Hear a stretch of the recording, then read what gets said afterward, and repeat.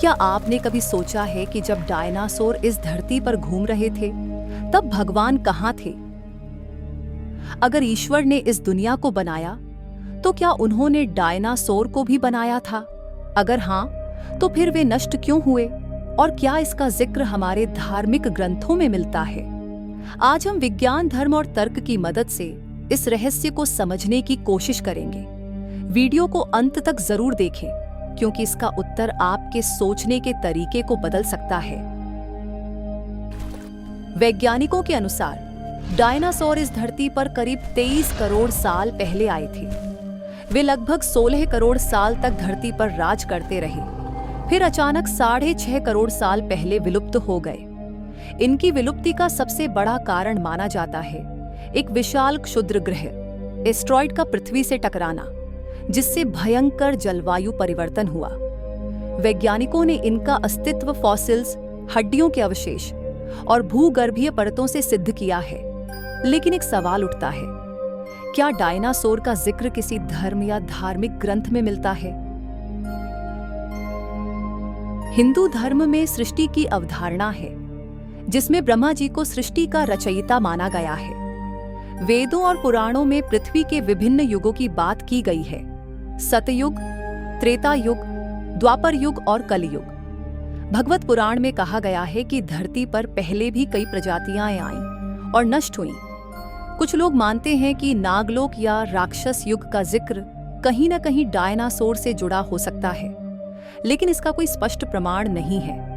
Bible में सृष्टि की कथा दी गई है, जिसमें कहा गया है कि ईश्वर ने 6 दिनों में संसार बनाया और 7वें दिन विश्राम किया। कुछ ईसाई विद्वान मानते हैं कि बाइबल में वर्णित बेहीमत और लेवियाथन नामक जीव डायनासोर हो सकते हैं। हालांकि मुख्य धारा के विज्ञान और धार्मिक मतों में इस पर सहमति नहीं है। विज्ञान और धर्म के दृष्टिकोण अलग-अलग हैं, लेकिन कहीं न कहीं दोनों एक ही बात की ओर संकेत करते हैं। सृष्टि में निरंतर परिवर्तन होता रहता है। डायनासोर का आना और जाना यह दर्शाता है कि प्रकृति हमेशा संतुलन बनाए रखती है। वैज्ञानिक कहते हैं कि अगर वह क्षुद्र ग्रह पृथ्वी से न टकराता तो शायद आज इंसानों का अस्तित्व ही न होता।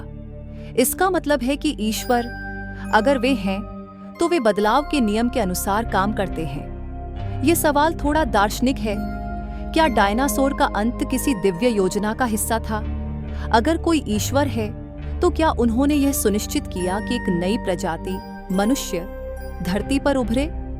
वैज्ञानिक दृष्टिकोण से यह एक प्राकृतिक घटना थी, लेकिन आध्यात्मिक दृष्टि से इसे ईश्वर का हस्तक्षेप भी कहा जा सकता है।